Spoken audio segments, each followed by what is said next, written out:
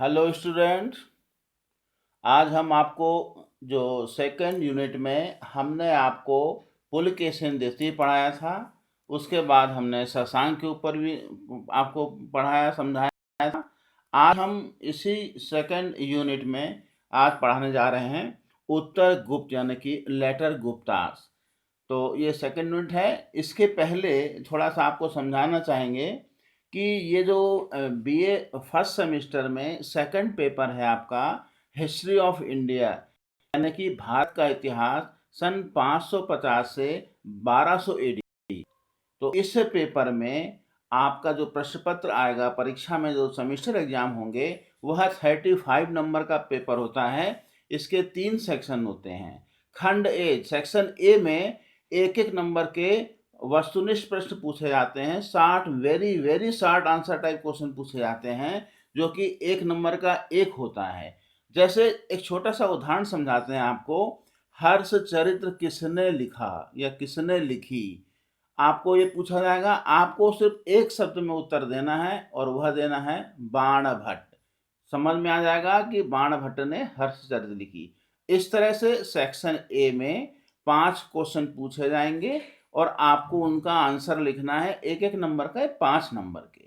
Section B यानी कि short answer type questions, इसमें आपको एक तरह से टिप्पणी शॉर्ट टिप्पणी जो होती है उसको लिखना है। और यह 2-2 नंबर के 5 प्रश्न पूछे जाते हैं। तो इसमें आपको शॉर्ट आंसर में 5 क्वेश्चन 2-2 नंबर के। और सेक्शन सी, इसमें लॉन्ग आंसर टाइप क्वेश्चन आते हैं, जो कि 4 नंबर का एक होता है। सीधी सी बात है कि आपको शॉर्ट आंसर में 2 पेज का आंसर लिखना है। सेक्शन सी में लॉन्ग आंसर में आपको 4 पेज में अपना आंसर लिखना है। इस तरह से 35 नंबर होते हैं और इस 35 नंबर में से आपको पासिंग मार्क जो है वह 13 नंबर, 13 नंबर चाहिए। तो इस तरह से आप लोग तैयारी कीजिए। आज हम आपको पढ़ाने जा रहे हैं लेटर गुप्तास यानी कि उत्तर गुप्त। जब हम प्राचीन भारत के इतिहास को सन 550 से 1200 के बीच में जब पढ़ते हैं, तो इसमें हम देखते हैं कि जब हर्षवर्धन की मृत्यु हो जाती है, तो हर्षवर्धन की मृत्यु के आसपास, यानी जो आपका पहला पेपर था भारत का इतिहास प्रारंभ से लेकर 550, तो उसमें जो आखिरी यूनिट है वो है गुप्ता यूनिट, गुप्त साम्राज्य। तो जब गुप्तों का पतन होता है, उस गुप्तों के पतन के बाद उत्तर भारत में मगध और उसके आसपास के क्षेत्रों में एक नया राजवंश उत्पन्न हुआ और वह था लेटर गुप्तास। यह लेटर गुप्तास गुप्त जो थे उनसे संबंधित नहीं, अलग डायनेस्टी थी, अलग राजवंश था। तो हमको लेटर गुप्तास के बारे में पढ़ना है और यही लेटर गुप्तास जो काफ़ी लंबे समय तक चले, मैं आपको वही समझाने जाऊंगा। तो ध्यान से सुनिए। सेकंड पेपर में या इतिहास में जब हम कोई पेपर पढ़ते हैं, तो उसमें सबसे ज़रूरी है कि आप उसको क्रोनोलॉजिकल पढ़ें, यानी कि तिथिवार, तिथि के हिसाब से डेट बाय डेट अगर आप पढ़ेंगे तो किसी भी चैप्टर को समझने में आसानी हो जाती है। तो आज हम आपको शुरू कर रहे हैं उत्तर गुप्त यानी कि लेटर गुप्तास। गुप्त साम्राज्य, आप सब जानते हैं कि आपके जो पहला पेपर था गुप्त साम्राज्य आखिरी यूनिट होगी, उसमें गुप्तों ने 319 से लेकर 550 ईस्वी तक शासन किया। तो गुप्त साम्राज्य के विघटन के पश्चात मगध और मालवा में एक नवीन गुप्त वंश का उदय हुआ, जिसने लगभग 2 शताब्दियों तक शासन किया। 2 शताब्दी मतलब है 200 वर्षों तक शासन किया।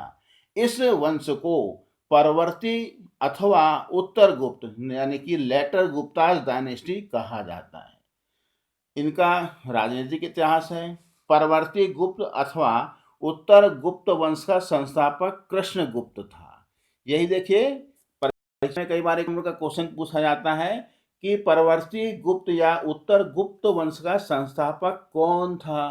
तो इसका राइट आंसर हो जाएगा कृष्णगुप्त। तो the founder of later Guptas was Krishnagupta, ये है। अब ये जो लेटर गुप्तास थे, इसमें प्रारंभ के 3 शासकों के नाम मिलते हैं। पहला हो गया कृष्णगुप्त जो संस्थापक था, दूसरा है हर्षगुप्त और तीसरा है जीवित गुप्त। इन लोगों ने 510 से लेकर मतलब 510 से लेकर 554 टू 555 एडी तक शासन किया। चूंकि ये जितने भी शासक थे लेटर गुप्ताज, यह स्वतंत्र नहीं थे, इसलिए ये गुप्तों के अधीन शासन करते थे, गुप्तों के सामंत थे और इन्होंने शासन किया। इसके बाद चौथा नाम आता है कुमार गुप्त।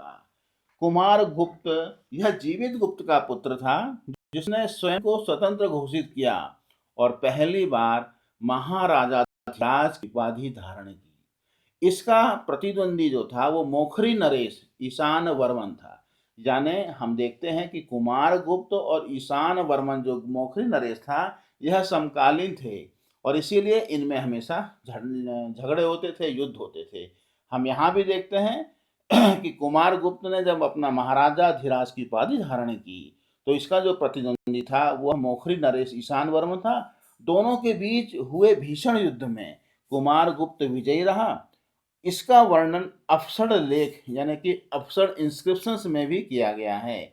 इस विजय के परिणाम स्वरूप इसका साम्राज्य गंगा नदी के किनारे पश्चिम में प्रयाग यानी इलाहाबाद तक विस्तृत हो गया। इसने प्रयाग में अपना प्राणांत किया था, यानी कि जल समाधि के द्वारा इन्होंने अपने आप के मृत्यु का वर्ण कर लिया था। अगले और पांचवें शासक हैं दामोदर गुप्त। यह कुमार गुप्त का पुत्र था। इसके समय मोखरी प्रतिद्वंदी सर्ववर्मा था, जो ईशान वर्मा का पुत्र था। अपने पिता की पराजय का बदला लेने के लिए इसने दामोदर गुप्त पर आक्रमण किया और यह युद्ध हुआ था 582 ईस्वी में, और इसमें सर्ववर्मा ने दामोदर गुप्त को मार डाला। फलस्वरूप मगध उत्तर गुप्तों के अधिकार से निकलकर मोखरियों के हाथ में चला गया। अब उत्तर गुप्तों का राज्य केवल मालवा तथा उसके आसपास ही सीमित रह गया। अगले शासक है महासेन गुप्त। महासेन गुप्त या लेटर गुप्तास के एक महत्वपूर्ण शासक कहे जाते हैं महासेन गुप्त। कभी कभी महासेन गुप्त के ऊपर राइट शार्ट नोट एक टिप्पणी भी पूछी जाती है, तो आप लोग महासेन गुप्त को भी जरूर ध्यान से पढ़िएगा। यह दामोदर गुप्त का पुत्र था।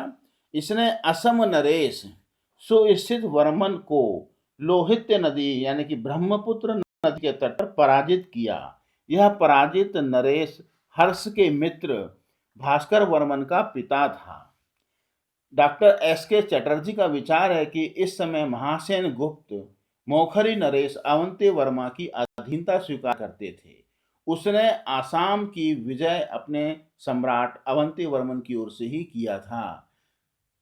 मधुवन लेख यानी मधुवन इंस्क्रिप्शंस और सोनपद मुद्रा लेख यानी कि सोनपद कॉपर प्लेट जो है, उससे पता चलता है कि प्रभाकर वर्धन की माता महासेन गुप्ता इसी शासक महासेन गुप्त की बहन थी। अब आगे इसमें जाते हैं कि अभोना लेख, अभोना इंस्क्रिप्शन के अनुसार कलचुरी नरेश शंकरगढ़ ने 595 ईस्वी में महासेन गुप्त पर आक्रमण कर मालवा पर अधिकार कर लिया। महासेन गुप्त संभवतः इस युद्ध में लड़ता हुआ मार डाला गया, किंतु मालवा के ऊपर कलचुरी शासन स्थायी नहीं रहा। शंकरगढ़ के उत्तराधिकारी बुद्धराज को चालुक्य नरेश यानी कि वातापी के जो चालुक्य थे, चालुक्य नरेश मंगलेश ने पराजित कर दिया। जिन दिनों कलचुरी चालुक्यों के साथ संघर्ष में उलझे हुए थे, मालवा में देवगुप्त ने अपना स्वतंत्र राज्य स्थापित कर लिया। यह देवगुप्त अगला सातवां शासक है देवगुप्त, जो कि महासेन गुप्त का ही बेटा था। मधुबन इंस्क्रिप्शंस, बांसखेड़ा इंस्क्रिप्शंस में देवगुप्त का उल्लेख मिलता है। यह संभवतः महासेन गुप्त का सबसे बड़ा पुत्र था, जो उसकी पहली पत्नी से उत्पन्न हुआ था। महासेन गुप्त के दो छोटे पुत्र दूसरी पत्नी से उत्पन्न कुमार गुप्त तथा माधव गुप्त थे। सौतेला भाई होने के कारण देवगुप्त इन दोनों से ईर्ष्या करता था तथा महासेन गुप्त की वृद्धावस्था का लाभ उठाकर मालवा का राज्य हथियाना चाहता था। ऐसा लगता है कि अपने दोनों पुत्रों की सुरक्षा के लिए ही महासेन गुप्त ने उन्हें प्रभाकर वर्धन के पास भेज दिया। महासेन गुप्त की मृत्यु होते ही देवगुप्त ने मालवा पर अधिकार कर लिया। इस प्रकार वह वर्धनों का स्वाभाविक रूप से शत्रु बन गया। अपनी स्थिति सुदृढ़ करने के लिए देवगुप्त ने गौड़ शासक शशांक के साथ मित्रता कर ली। इसके पूर्व प्रभाकर वर्धन उसे कोई दंड दे सके, स्वयं प्रभाकर वर्धन की मृत्यु हो गई और देवगुप्त का मार्ग निष्कंटक हो गया। उसने शशांक की सहायता पाकर कन्नौज के मोखरी राज पर आक्रमण कर दिया और ग्रहवर्मा जो वहां के शासक थे, ग्रहवर्मा की हत्या कर दी तथा उसकी पत्नी राजश्री को कन्नौज के कारागाह में डाल दिया। इस प्रकार देवगुप्त ने कन्नौज पर अधिकार कर लिया, परंतु उसकी सफलता क्षणिक रही। प्रभाकर वर्धन के बड़े पुत्र राज्यवर्धन ने एक बड़ी सेना के साथ देवगुप्त पर आक्रमण कर उसे परास्त मार डाला। यहाँ पर आपके इस पेपर में देवगुप्त पर भी टिप्पणी पूछी जा सकती है और ये एक क्वेश्चन 1 नंबर का इसमें बनता है देवगुप्त का। अब देवगुप्त के बाद अगले शासक जो थे लेटर गुप्ताज में, वह थे माधव गुप्त।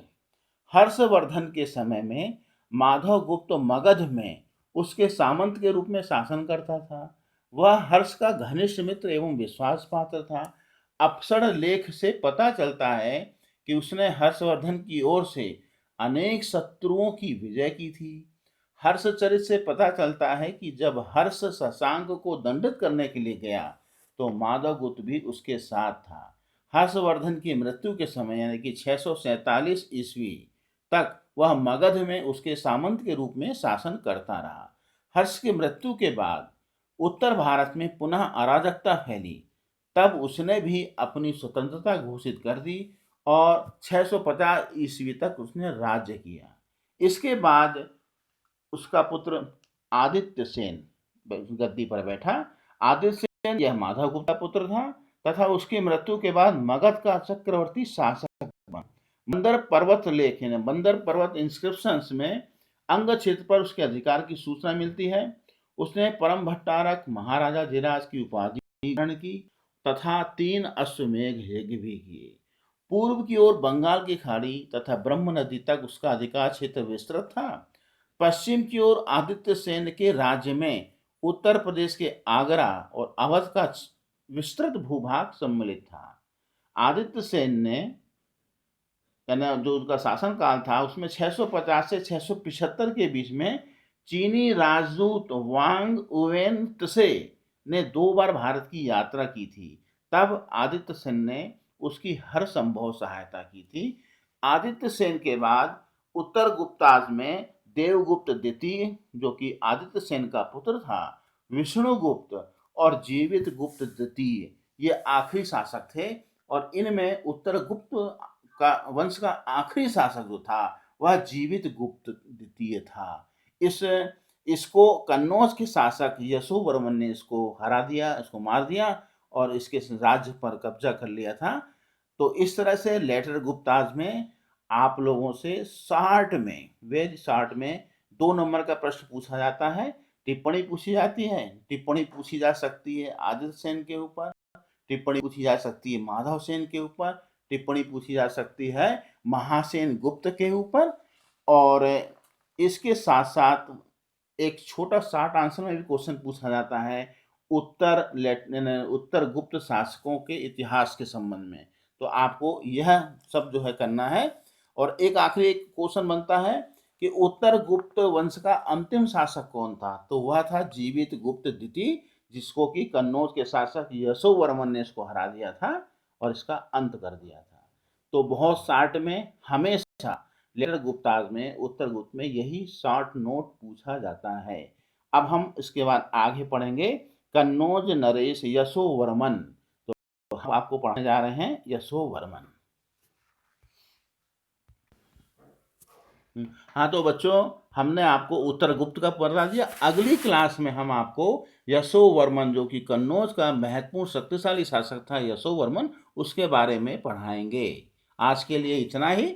आप नोट्स बनाइए और पढ़िए और जब कभी ऑफलाइन क्लासेस शुरू होंगी हम आपको आपके सिलेबस को इंग्लिश से हिंदी में भी अनुवाद करा देंगे, आपके हर प्रश्न को समझा भी देंगे। तो आप निश्चिंत रहिए और इसी तरह से आप यूट्यूब के माध्यम से मेरे इस लेक्चर को पढ़िए, सुनिए और नोट्स बना लीजिए। और सबसे महत्वपूर्ण बात होती है इतिहास में किसी चीज़ को समझने की। और हमें, जैसा मैंने आज भी बताया आपको, कि इस पेपर को क्रोनोलॉजिकल तिथिवार अगर आप पढ़ते हुए समझेंगे तो इतिहास में पढ़ना समझना बहुत आसान हो जाएगा। तो हम कल आपको पढ़ाएंगे यशोवर्मन।